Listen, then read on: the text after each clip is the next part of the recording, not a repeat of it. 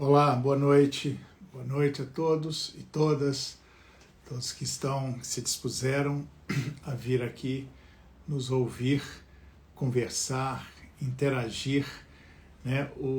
Estamos aqui, o Wendel, que já chegou, hoje nós teremos uma live bastante interessante, nós vamos falar sobre um aspecto muito particular, nós vamos esmiuçar algumas cláusulas que que a gente precisa destrinchar um pouco mais.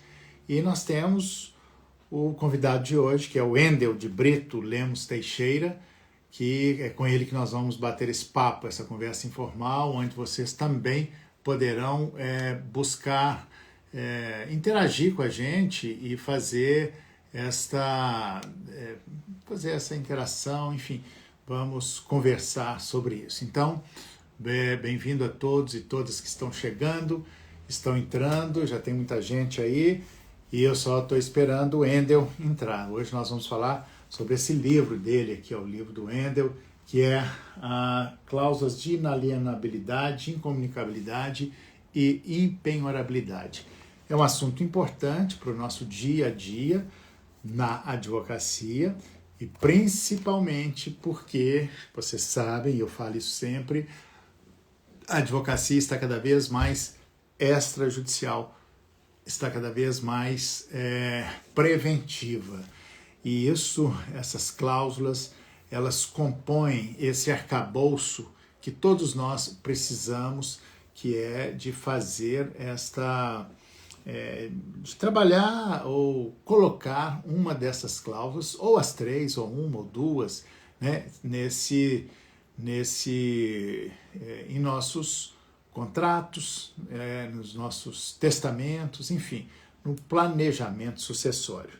Eu não conheço nenhum livro como esse que aprofunda, que vai a fundo nessas questões aqui, e é sobre isso que nós vamos falar hoje. Estamos esperando o Wendel entrar e espero que chegue logo para que a gente possa começar, mas está chegando aí, talvez, vamos lá, Wendel, vamos ver se eu também posso estar um pouco perdido aqui com a tecnologia, então, Wendel, é só pedir para entrar, que eu te admito, ou melhor, para usar uma linguagem moderna, né, a linguagem adequada, eu te adiciono, né? Bom, enquanto isso, vamos conversando aqui, vamos falando. Boa noite a todos vocês. Olha, tem gente aqui de toda parte do Brasil. Estou vendo aqui Nicele Dalosto, de Porto Alegre. Olha, bem-vinda, boa noite. Aqui em Belo Horizonte, onde estou, está um frio danado. Porto Alegre, então, talvez esteja mais ainda, né? Melice, Franha, Amanda, tanta gente aqui que eu gostaria, alguns, grande parte eu conheço, outros eu gostaria de conhecer. Heloísa Versiani, que está sempre aí, obrigado, Heloísa, pela participação. Márcia Maria, e vamos, Clarice, Wendel chegou aqui e vamos para começar o nosso bate-papo desse tema super interessante. Cláusulas de inalienabilidade, incomunicabilidade e impenhorabilidade. Olá, Wendel, boa noite. Boa noite. Boa noite, professor Rodrigo. Boa noite a todos os nossos participantes, né? Dessa live tradicional, que eu adoro muito, já te falei, né, professor Rodrigo, eu sempre assisto. Pois é, mas... Obrigado por ter aceitado o convite. Quando eu vi esse livro seu, Wendel, né, para quem não estava aqui, né, eu falei, olha, nós temos que conversar sobre isso. Ninguém escreveu um livro sobre isso, pelo menos que eu conheça. Achei muito legal e acho que a gente precisa falar sobre isso, né? Que precisamos falar sobre isso. Bom, só para quem não conhece o Wendel, né, ele é mestre em Direito Civil pela Universidade Federal de Uberlândia, é professor titular na pós-graduação em Direito Civil, tem um pé no processo civil, né, Wendel? E antes de tudo, advogado, né? Assim, ele é a partir desta prática da advocacia, que eu imagino que tenha despertado em você o interesse e o desejo de escrever um livro como esse. É um livro, gente, é um livro fino, assim, sintético, bastante prático, né, que traz algumas reflexões. E, claro, o livro é sempre melhor do que a conversa. Mas a conversa aqui nós vamos destrinchar algumas coisas. Então, obrigado, Wendel, por ter aceito esse convite. Você está em Uberlândia? Está frio aí? Professor Rodrigo, o prazer é todo meu, né? Estou aqui em Uberlândia, a frente fria chegou aqui também há alguns dias, que está bem frio também.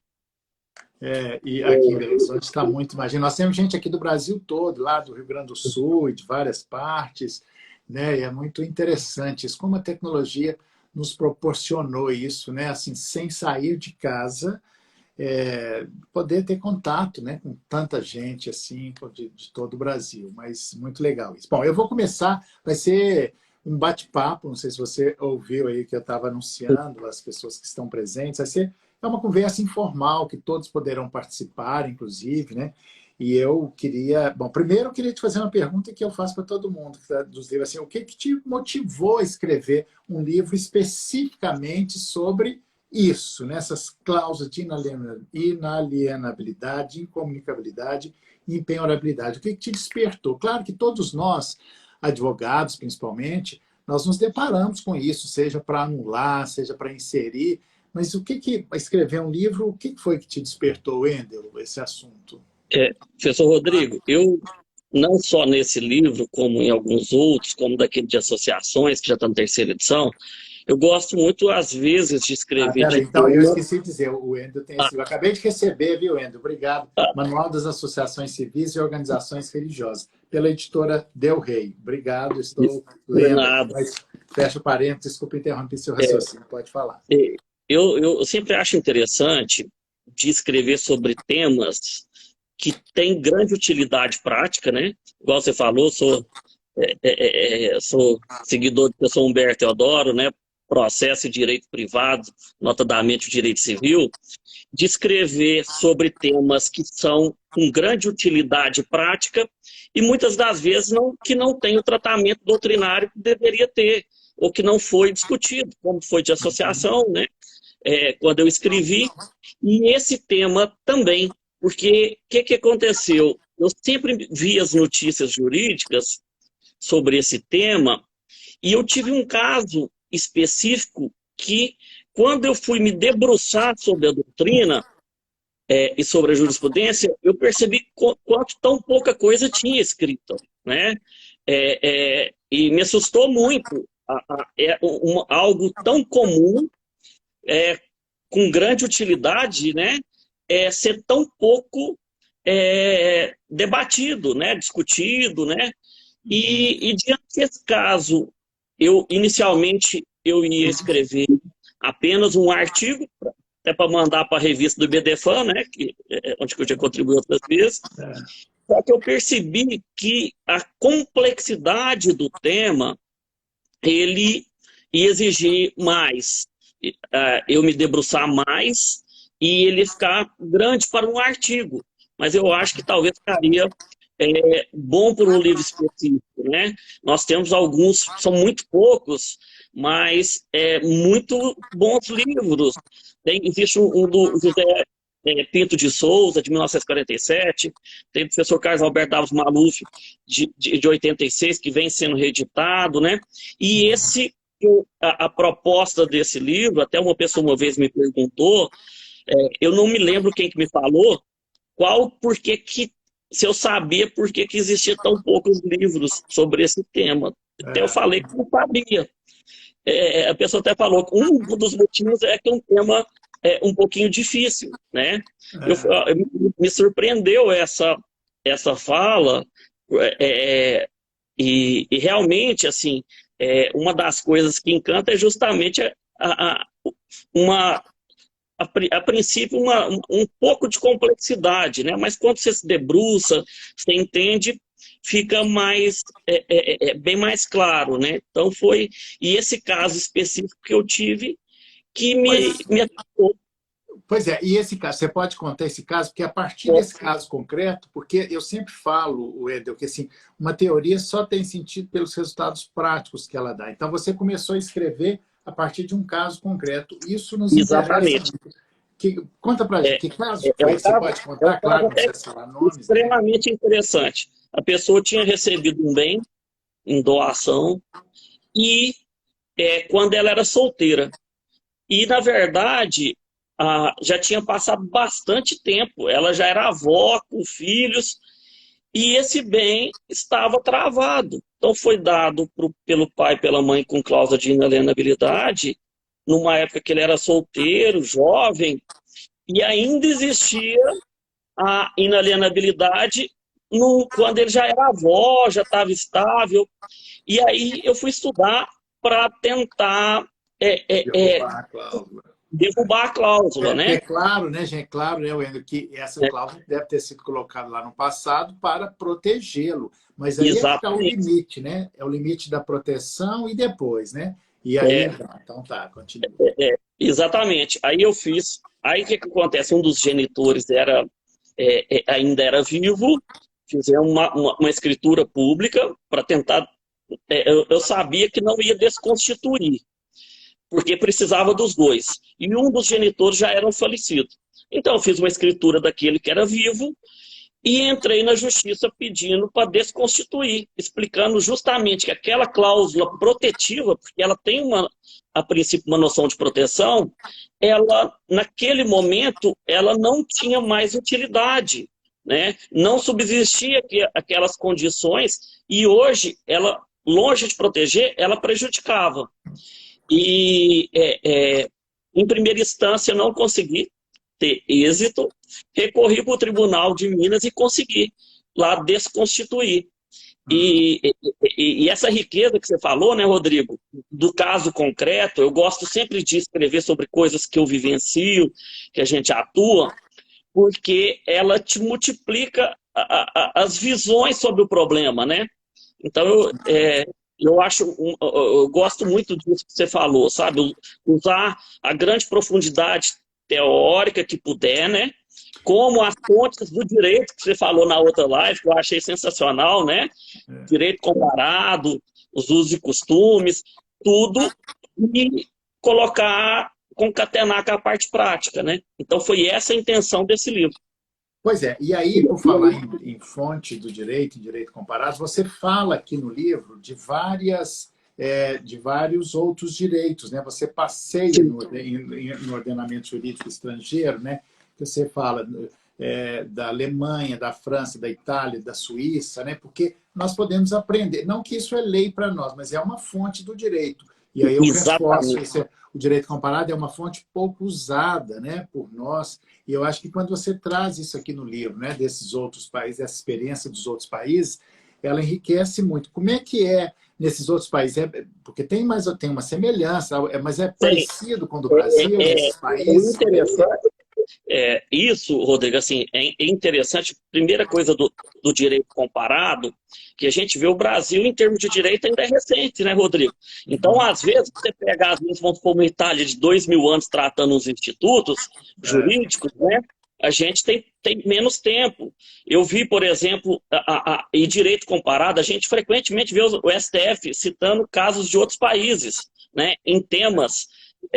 Um outro livro que eu tenho aqui, fazendo um outro jabá, de prova ilícita, que eu tenho, me assustou muito que as questões de prova ilícita, que quando foi na minha dissertação de mestrado, em 2010, 11 mais ou menos, já se estudava nos Estados Unidos na década de 80, sabe? Assim, então, a gente consegue pegar o que é bom, adequar ao país, evitar o que eventualmente não deu certo, né? Então, eu acho muito rico. E sempre que eu posso, eu pego essas referências.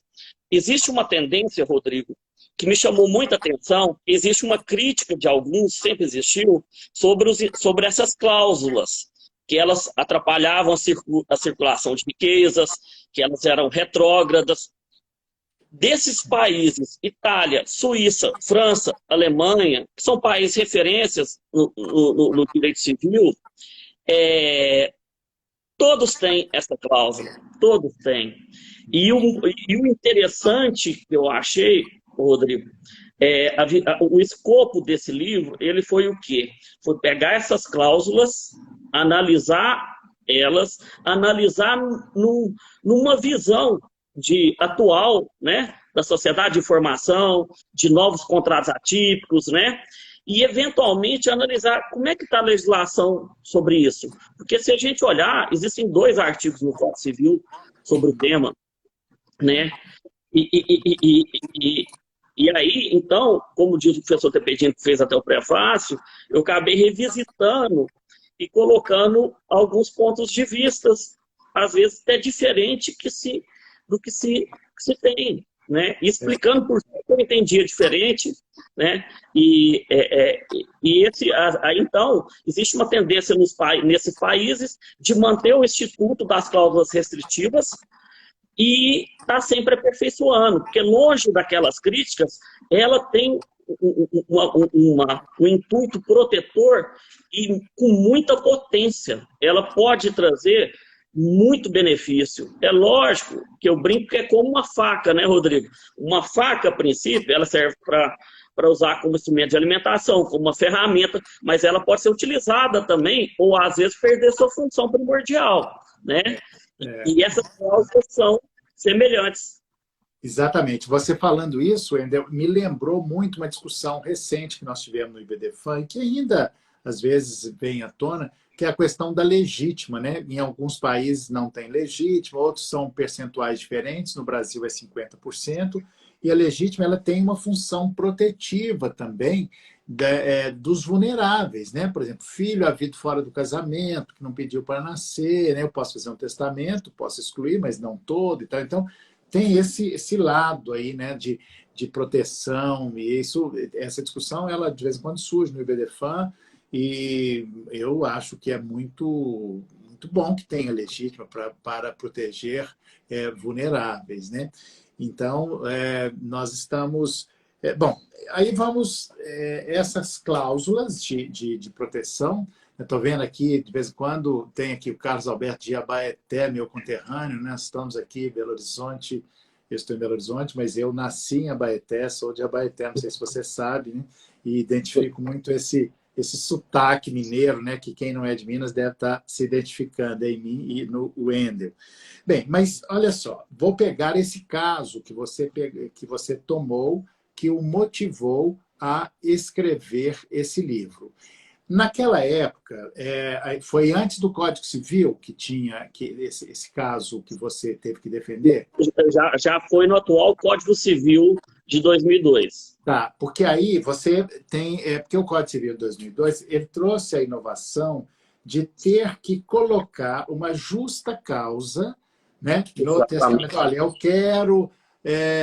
isso para o bem e para o mal, né? Você fala isso aqui no livro e tal. Exatamente. Então, mas nesse caso seu, para você desconstituir essa cláusula, quer dizer, quando foi instituído a cláusula, foi anterior ao código, né? Porque era menina, era adolescente, não tinha justa causa. Aí eu fico perguntando, porque a gente fala, mas esse negócio de colocar justa causa, explicar por que eu estou colocando essas cláusulas, né? No testamento, principalmente, isso é bom e é ruim, mas, por exemplo, no seu caso, se tivesse colocado lá para que ele tivesse feito uma justificativa, e essa justificativa pela qual foi instituída a cláusula de inalienabilidade tivesse terminado, talvez ficasse mais fácil você derrubar isso e talvez não tivesse perdido em primeira instância, porque vai ficando mais ou menos óbvio. Ou seja, o que você acha hoje, depois de ter passado por isso, dessa função, dessa novidade que o Código Civil, que agora estamos comemorando 20 anos, trouxe para essa cláusula, sobre a necessidade de justificar, né, essas cláusulas? Wendel, o que você diz disso? Professor Rodrigo, ótima pergunta. A primeira coisa que eu vejo é o seguinte, eu acho que eu gosto muito do Código Civil, geral, né? Ele é, para mim, um monumento jurídico. Eu nunca concordei com a crítica que, pelo tempo de tramitação, ele estava desatualizado, porque ele foi sofrendo emendas, atualizações durante todo o período. Então, eu acho ele muito bom. Como todo monumento jurídico, como todo Código Civil, que trata desde antes do nascimento até depois do falecimento, pela infinidade de institutos, é normal que algum tema não fique, não tenha o estudo tão aprofundado como mereça. Esse, para mim, é um que mereceria um aperfeiçoamento. A justa causa, que já discute, você falou de legítima, que discute da constitucionalidade dela. Por quê? Porque tem gente que fala assim, não, existe o direito à herança, você não pode gravar a legítima, ainda que seja com justa causa, né? E eu discordo. Para mim, ela para mim, ela é constitucional. Por que ela é constitucional? Porque o que não pode fazer é atacar o núcleo essencial. E o núcleo essencial está preservado do direito à herança, né? Existe apenas uma limitação na propriedade. Então, primeira coisa, para mim é constitucional. Agora, se você me falar da novidade, o que eu acho da justa causa, eu acho que deveria fazer uma alteração legislativa para tirá-la. Eu acho que ela traz muito mais transtornos que benefício. Na prática, eu vejo o seguinte, você vai, às vezes, tem que colocar, por exemplo, para justificar uma incomunicabilidade, que você tem temor que algum dos cônjuges dos seus filhos ou dos genros vão se atentar contra o patrimônio da família. Falar que, por exemplo, que seu filho é pródigo. Então, às vezes, traz situações que geram um transtorno muito grande.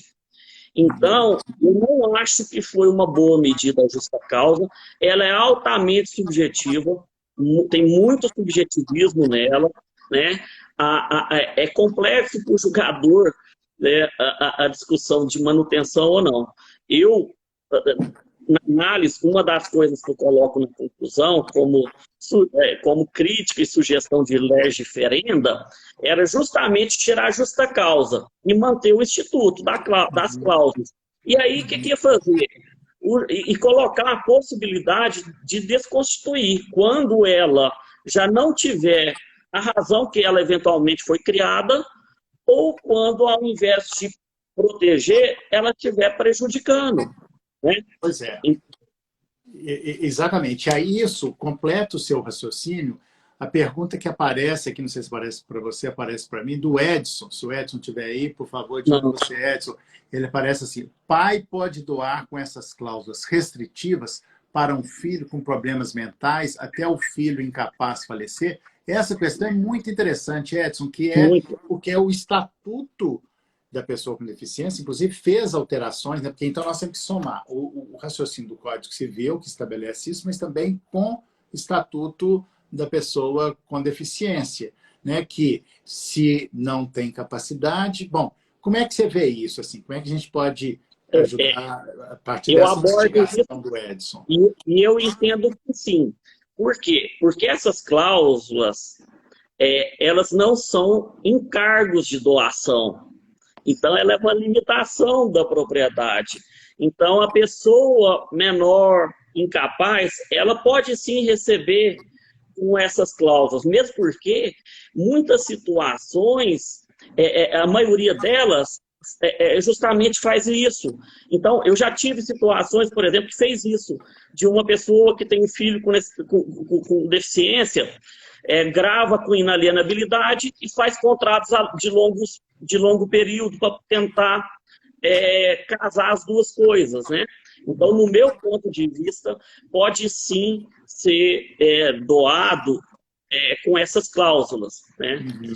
E outra coisa, que uma visão um pouco diferente que eu acho interessante, que eu abordei no livro, que a maioria dos entendimentos fala que não se aplica em contratos onerosos, essas cláusulas. Se você pegar a jurisprudência, a maioria vai falar que não. E eu explico que numa época da quantidade tão grande de contratos atípicos, de liberdade negocial, negócio jurídico até processual, não faz sentido você proibir essas cláusulas quando a natureza do negócio jurídico permitir. E, na verdade, Rodrigo, já existem vários, só que às vezes não se atenta. Existe contrato de financiamento habitacional que a pessoa não pode vender por um determinado período. É um contrato oneroso com cláusula de inalienabilidade. Existem algumas questões de milhas aéreas que não pode estar fazendo, inalienabilidade de contrato oneroso, né? Um caso do direito de família e sucessões que, para mim, seria permitido um pai doar para falar o seguinte: eu vou vender mais barato para um filho com a anuência dos outros, desde que ele permaneça com essa aqui por 10 anos, por exemplo. Com esse imóvel que é da família por 10 anos. Por que não valeria, entendeu? Então, eu defendo esse ponto de vista um pouco diferente do que se normalmente entende. Pois é, tá. Isso, só para quem está chegando agora, o Wendel, né, e as pessoas, já tem gente querendo participar, eu só queria ler um pedacinho aqui para gente, do seu livro, na introdução, para a gente contextualizar. Porque, assim, por que usar essas cláusulas, né? Qual é o momento? Porque a gente, às vezes, esquece. Claro que o mais comum é, tá, eu vou fazer uma doação para o filho, vai que o filho resolve casar pelo regime da comunhão universal de bens. Então, eu vou doar, vou fazer a transmissão com cláusula de incomunicabilidade e tal, né? Mas aí você fala de uma maneira interessante aqui na introdução, que eu vou ler aqui só porque a linguagem escrita é sempre melhor, né? Podem surgir inúmeros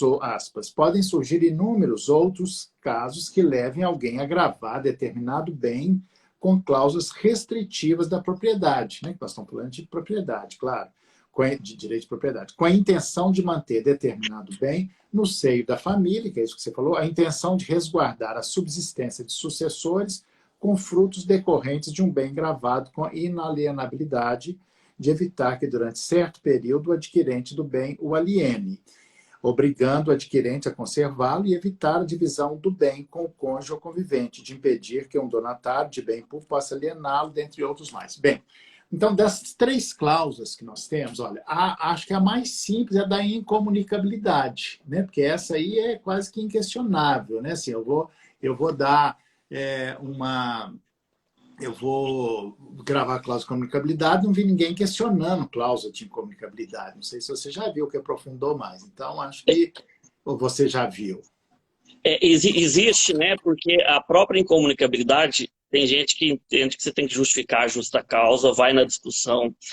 Existe a discussão, Rodrigo, se a cláusula de incomunicabilidade, ela também tira da herança, ou se não tira, né? Esse é um tema muito interessante, né? Eu até falo que ela serve para, no caso de dissolução em vida, não em caso de vocação hereditária.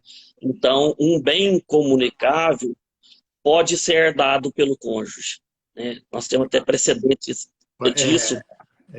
Isso é uma coisa. Antes de prosseguir, só lembrando aqui, Clarice, obrigado pela participação, Clarice Vedovato. Esse tema é extremamente importante. Parabéns, professores, por tratar com clareza e tanto conhecimento.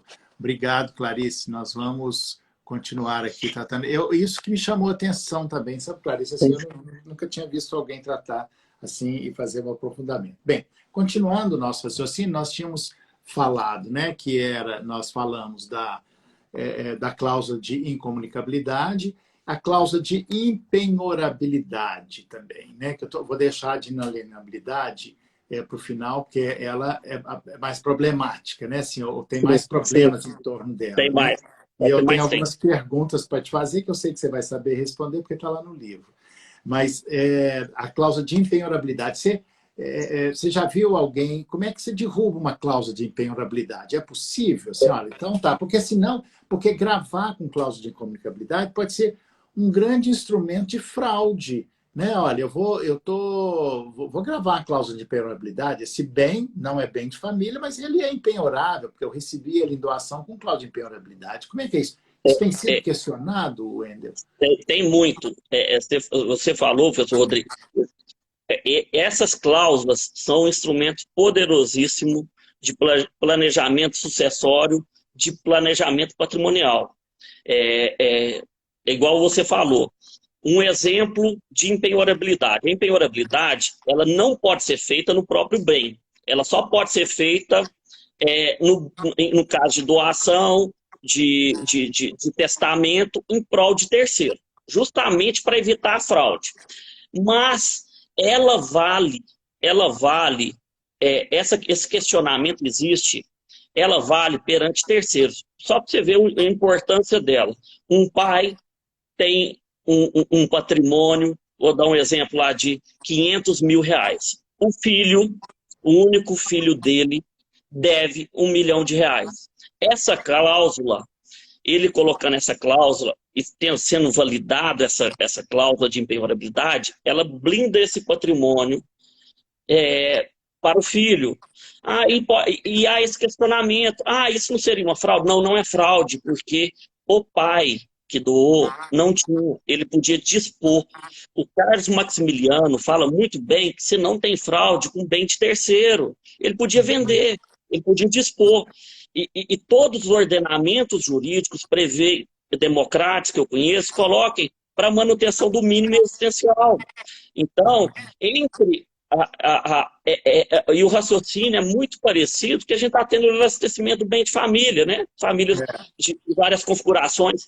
Então, não configura fraude por esse motivo, porque a pessoa que está gravando em prol de um terceiro, ele não tem dívida. O fato do filho ter não impede, naquele caso concreto, vai prevalecer a impenhorabilidade por conta de vindo do seu ascendente, o bem, que poderia ter...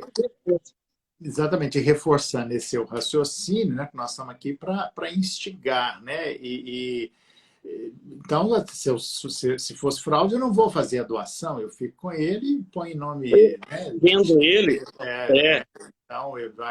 Então, tá. Mas a cláusula de impenhorabilidade, então, essa é uma questão que intriga e que eu sempre recebo essas questões. Agora, eu queria entrar, porque nós não temos muito tempo, né? Mas antes disso, o João Massoneto, de onde você é, João? Se apresente, ele pergunta aqui. E se for uma fazenda de 500 milhões, por exemplo? Né? Então, como é que é? A lei e o instituto jurídico, ela não faz distinção em relação ao valor do bem. É a natureza da cláusula. Ela é de impenhorabilidade, porque o bem veio do pai, nesse caso concreto. Diferentemente, se fosse do próprio filho, né? Tanto que, pela natureza da cláusula, se impede que ela se coloque no próprio bem. Eu não posso, por exemplo, esse que deve 500 milhões, chegar e colocar a cláusula de impenhorabilidade no seu próprio patrimônio, que aí sim seria fraude. E quando você fala isso, Wendel, eu me lembro dessa questão do bem de família, que está muito próximo disso, né, da questão da impenhorabilidade, e uma coisa que é do direito de família contemporâneo, que é o conceito de família binuclear. Eu tive uma situação recentemente e que esse conceito salvou bastante. É a seguinte situação. O que é a família binuclear? A família nuclear que se dissolve, quer dizer, a família não, o casamento se dissolve, aquele núcleo, né? Então, aquela família é pai, filhos, mãe, filhos. E o lar conjugal é naturalmente um bem de família, claro.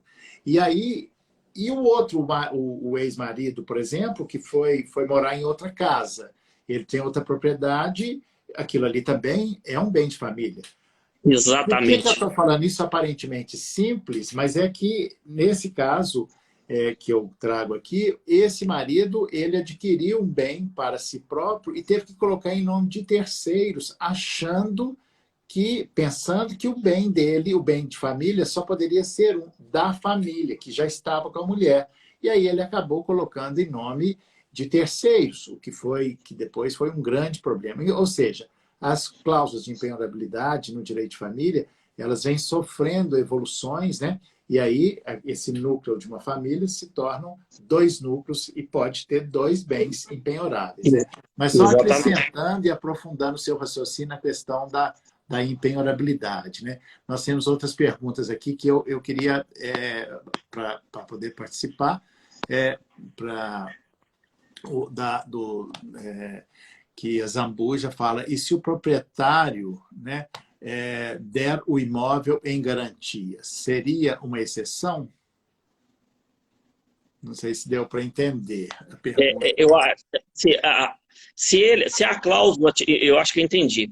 Se a cláusula for impenhorável, se tiver o gravame, a pessoa recebeu em doação ou testamento, normalmente, um bem com gravame de inalienabilidade ou impenhorabilidade, a princípio ele não vai conseguir dar em garantia, né? Por exemplo, esse é um dos problemas. Por exemplo, o produto, às vezes, quem que é produtor rural faz o testamento e coloca inalienabilidade na fazenda. Hoje, sabe que o produtor rural depende muito do financiamento rural.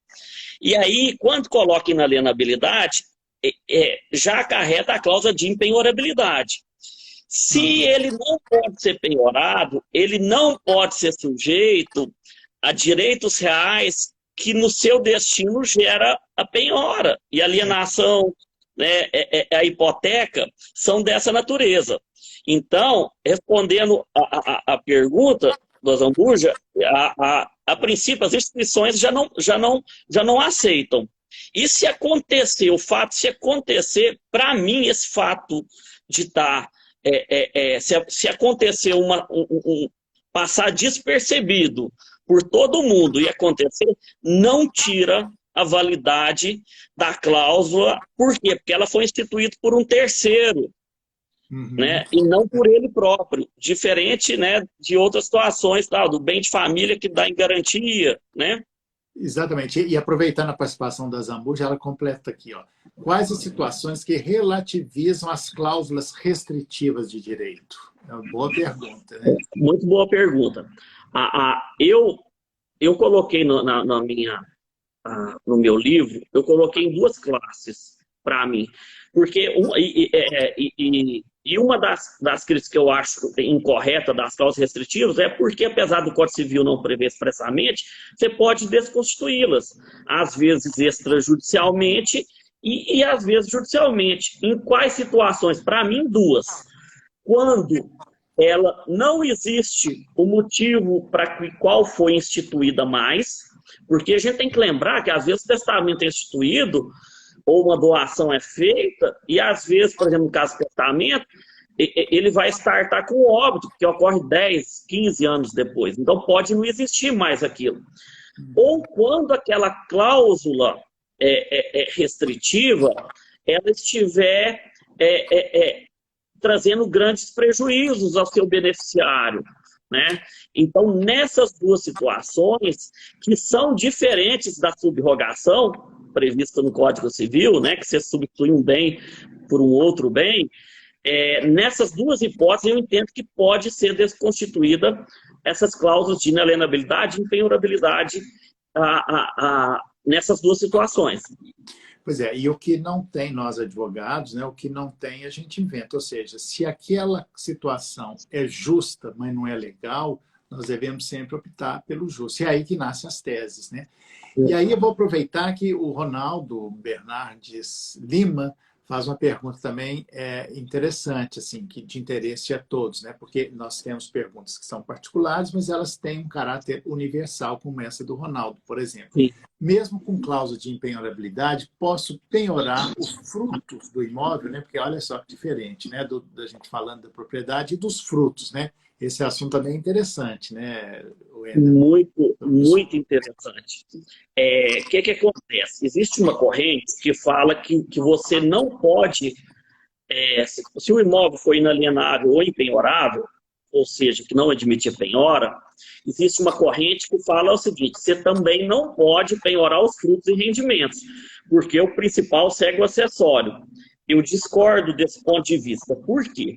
Porque o CPC prevê que podem ser penhorados os frutos de bens inalienáveis.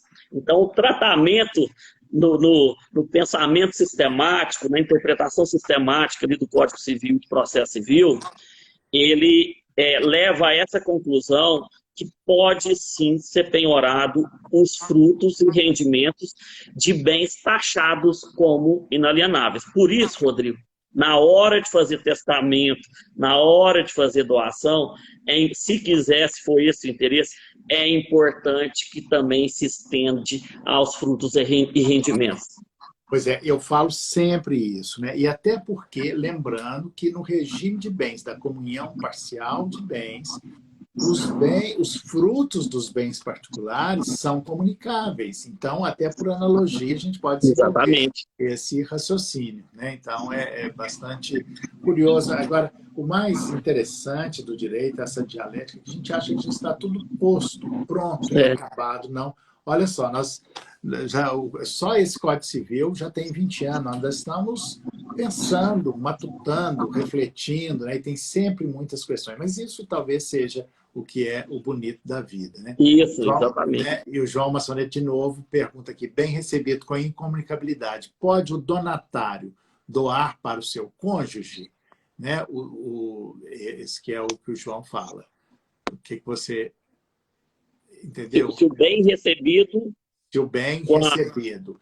Então, olha, bem recebido com incomunicabilidade. Eu posso fazer a doação para o cônjuge se ele é incomunicável. Eu recebi um bem, meu pai me doou um bem com cláusula de incomunicabilidade. Ele não é do cônjuge. Eu casei em regime, pode ser até da comunhão universal de bens. Mas, ok, eu quero dar para ele. Eu posso fazer isso? Essa é a pergunta do João. Que pergunta interessante, muito interessante. Por quê? A cláusula de inalienabilidade, ela implica incomunicabilidade e impenhorabilidade, mas o contrário não é verdadeiro. Então, quando essa pessoa recebeu o bem de incomunicabilidade, para mim, se não fosse para a esposa, ele poderia doar, poderia vender esse bem. E o que ia fazer? Essa cláusula ia cair. Ao transferir, o cartório teria que dar baixa nela. Mas, ao se fazer isso, eu entendo que está fazendo uma burla à intenção do instituidor da cláusula. Aí, para mim, ela não seria válida essa doação para o cônjuge dele. Seria válido se fosse para outra pessoa. Né? Pois é, olha só, que curioso e a dialética do direito. Eu recebi um bem com cláusula de incomunicabilidade, porque meu pai não gostava da minha mulher e eu poderia doar isso para qualquer um, menos para a mulher. Ele não queria que fosse para ela.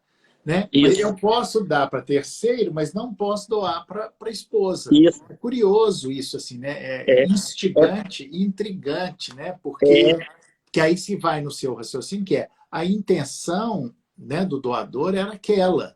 Então, eu estaria burlando a cláusula, né? Mas aí vamos passar para o outro lado, né? Porque aí nós temos que ser aqui estamos sendo advogado do diabo, né? Sim. Tá, mas o bem é meu, eu faço dele o que eu quiser. Então, nós temos, né? Olha só que a pergunta aparentemente ingênua, mas muito interessante, né? Muito interessante. Esse tema, Rodrigo, é um tema, eu vou te falar assim, ó, ele merece teses de doutorado para ser debatidos, né? Ele tem, como dizer, tem muita lenha para queimar. É muito. Cada situação dessa que a gente está falando, nós estávamos falando ali de regime de casamento, comunhão universal, né? Mas está lá falando que não se comunica os bens doados ou herdados com cláusula de incomunicabilidade. Então, e se não tiver cláusula de incomunicabilidade? Vai, né, da questão, como é que vai ficar os frutos e os rendimentos?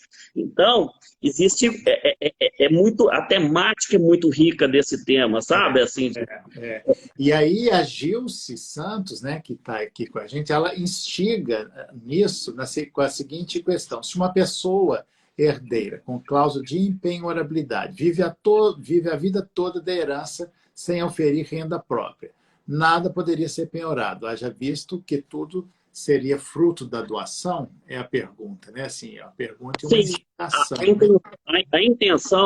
A intenção primordial dessas cláusulas é justamente disso, de um filho para proteger de uma eventual má administração ou prodigalidade, às vezes é de defender ele dele mesmo. É essa a razão mesmo da questão, sabe? Seja pela impenhorabilidade, seja da incomunicabilidade, seja da inalienabilidade. E se for, por exemplo, se ele herdou com cláusula de impenhorabilidade, essas questões vai ter protegido durante o período de vida, porque essa cláusula tem um limite, não admite o ordenamento jurídico brasileiro cláusula restritiva perpétua. É vitalícia. O João está dizendo aqui que tem, o João Massoneto, né, tem decisão de São Paulo, do TJSP, que diz que pode doar. Pois é interessante isso, né? Você tem argumentos para lá e para cá, né? Foi exatamente isso, João, que a gente falou. Agora, a Heloísa Berciani fala assim, mas doar, voltando àquela pergunta anterior, de poder, se pode ou não fazer doação do bem que eu recebi com cláusula de incomunicabilidade. A Heloísa completa. Mas doar é diferente de comunicar, não? Quer dizer, eu não poderia fazer a doação, e é justamente isso, né, que nós fazemos. É justamente essa discussão. Pois é, mas aí corta esse argumento. Nossa, Clarice fala de novo aqui. Bom, e se trocar de esposa, né? Se trocar de esposa, aí às vezes aí acabou o motivo, né? Meu pai não gostava daquela, se for por isso. Olha a complexidade do tema, Rodrigo. A complexidade. Qual que é o momento que deve se analisar a questão da justa causa, né? Por exemplo, lá. Qual que é o momento que deve se analisar? Quando faz lá o testamento ou quando falece? Porque pode acontecer isso. Pois é. Né? E aí, por exemplo... Exatamente. Mas assim, e aí é que eu queria falar um pouco, porque nosso tempo já está quase acabando, passa tão rápido, né? Assim, essa questão da justa causa. O que é a justa causa? Porque isso entra numa subjetividade tão grande. Eu não gosto dela, eu gosto mais desse, gosto menos, né? Eu acho que é exatamente esse caráter subjetivo que vem fazendo com que os tribunais venham desconstituindo essas cláusulas, né? Então, a justa causa, o que é justa causa? É tão relativo, aí dá para defender teses para cá e para lá, né? Exatamente isso. Exatamente. A justa causa ela tem um alto grau de subjetivismo, é um dos institutos que eu conheço que tem mais discricionariedade do entendimento, né? Para mim, a justa causa para mim, tinha que tirar na legislação, mas enquanto ela existe, ela é constitucional, tem que ser atendida, né? É o motivo verdadeiro e existente, aferível no caso de testamento, quando do óbito, que justifique a restrição protetiva, né? Pois é, porque isso tem a ver com isso que a Clarice está falando aqui, que, em síntese, é o seguinte: essas cláusulas elas têm função protetiva, né? Se elas têm essa função protetiva.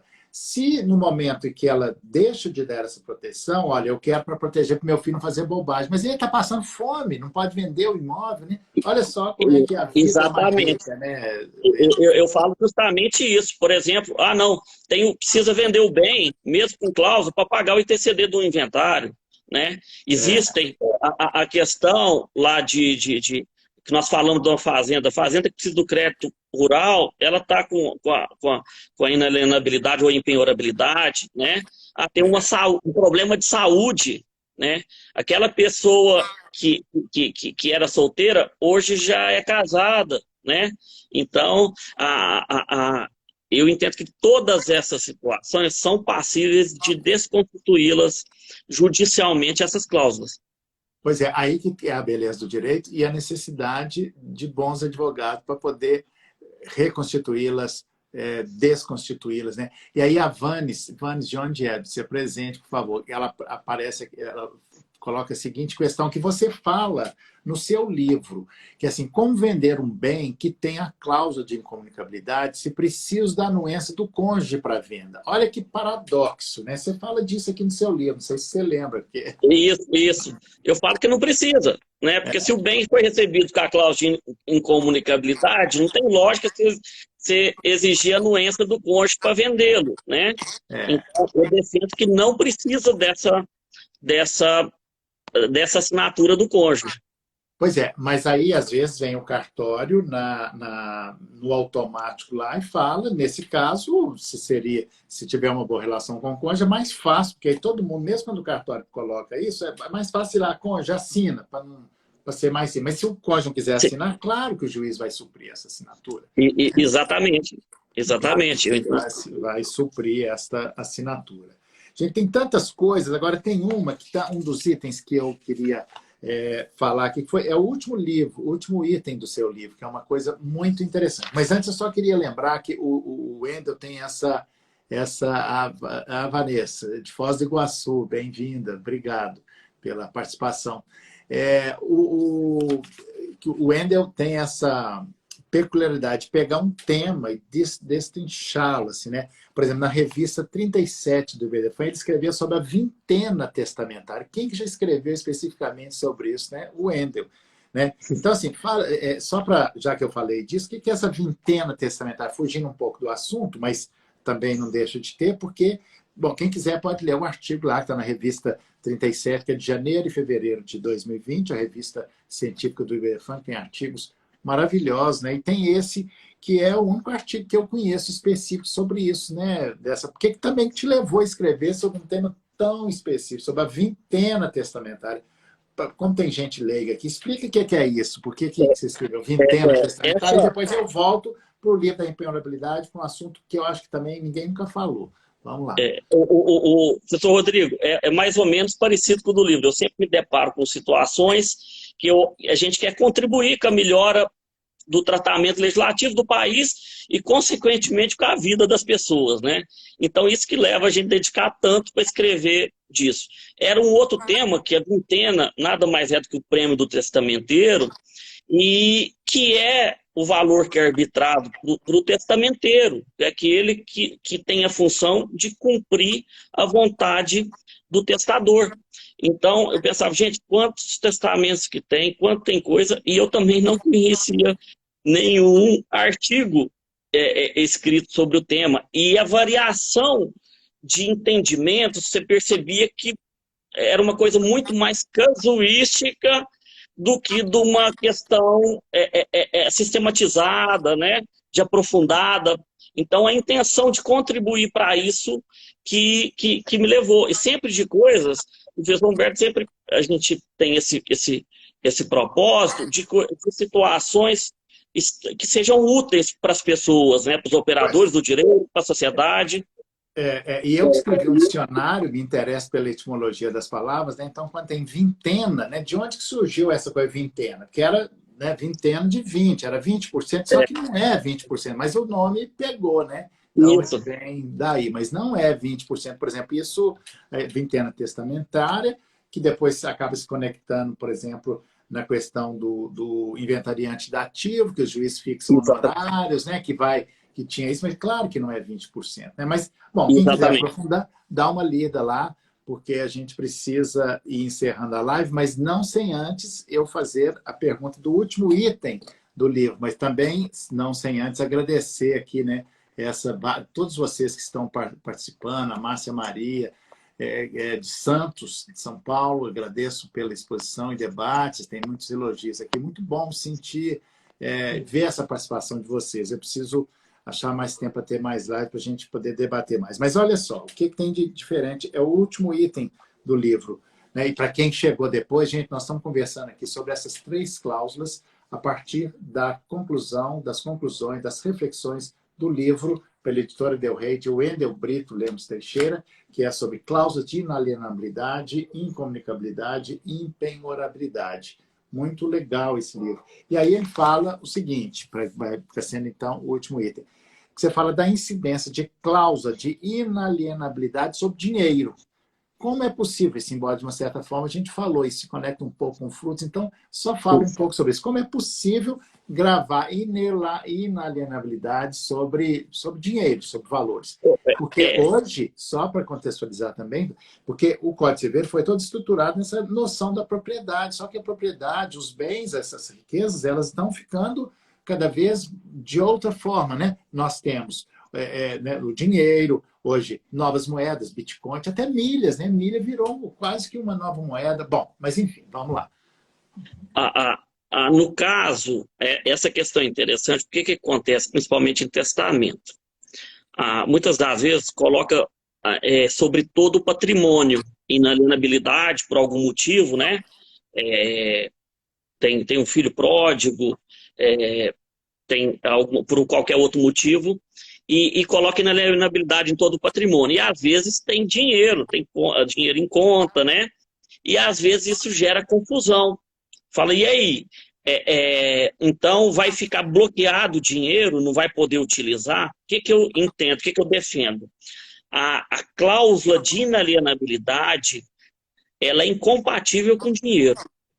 O dinheiro, a questão dela, a natureza jurídica dele é de circulação e de disposição. Então, é impossível, quando se está para colocar que é inalienabilidade de dinheiro ou em algum nesse sentido, tem que interpretar que não se aplica ou não tem validade para dinheiro. Então, essa é o entendimento que eu tenho sobre isso, porque senão, como é que vai fazer na conta bancária? Você vai ter um efeito não de inalienabilidade, mas de bloqueio, né? Que não é esse, né? Né? Ninguém vai... Curioso isso, né? Mas o curioso e interessante é você ter escrito sobre isso, ter falado sobre isso, né? Isso é muito, muito bacana. Bem, gente, tudo isso que nós falamos aqui é só para nos instigar a vocês a pensar sobre essas cláusulas, esse assunto tão pouco tratado, ou não, ou maltratado, né? Assim, maltratado no sentido de que é pouco tratado. E o Wendel fez isso aqui nesse livro aqui, que muito legal, pela editora Del Rey. Ele tem outros livros também, artigos na revista, mas eu destaco esse aqui, o Wendel, que é professor na Universidade, na PUC de Uberlândia, né? É um mineiro conterrâneo, somos mineiros conterrâneos, mas estamos apenas em cidades diferentes. Eu em Belo Horizonte, o Wendel em Uberlândia. Mas o sotaque é mais ou menos a mesma coisa, né? O sotaque mineiro. E tem vários elogios para você aqui, e um que eu não posso deixar de dizer, Wendel, que é comparando você, né, a simplicidade, né, da sua sabedoria, sua simplicidade, ao professor Zeno Veloso, né, o nosso imortal, querido, sempre Zeno Veloso. Né? E é isso, o Zeno era assim, e o Wendel é um advogado, ele é professor, assim como eu sou professor, mas a gente é eminentemente advogado. E é nesse dia a dia da advocacia que a gente vai colhendo essas questões, né, e trazendo essas reflexões. Então, ficamos por aqui, mas não sem antes passar a palavra para o Wendel para despedir e dizer o que ele quiser, ou mesmo se não quiser. Professor Rodrigo, primeiro quero agradecer, né?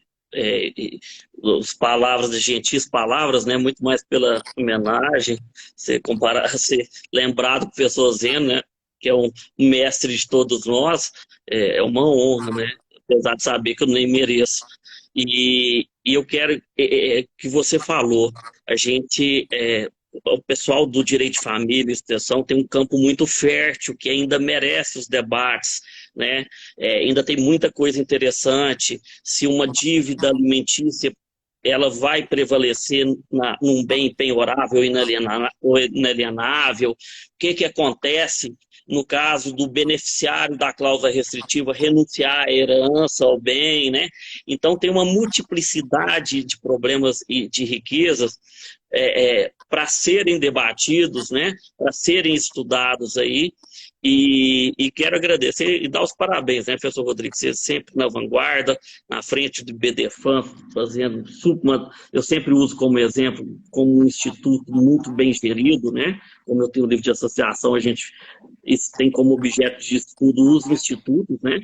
E nessa live que eu adoro, sabe? Então, precisando, pode contar comigo. Foi um prazer estar com todo mundo aqui. Espero que tenha aproveitado alguma coisa. Tá, obrigado mais uma vez pela participação. Ficou tanta coisa por dizer, né? Porque isso você agora no final, no apagar das luzes da live, você lembrou dessa questão importante da penhora sobre os bens aí de pensão alimentícia e tal, mas nós temos um limite aqui, nós precisamos de encerrar. O Instagram está me avisando que já vai encerrar a nossa live, ainda tem isso, nós temos um limite de tempo. Muito obrigado a você, Wendel, e obrigado principalmente a vocês todos que participaram dessa live, que nos instigou, fez perguntas, e foi muito bom. E a live vai ficar gravada, e depois, Glice, boa ideia, vamos fazer uma live sobre holding familiar. Boa noite, obrigado a todos e a todas as pessoas, e até a próxima. Até. Boa noite, até a próxima.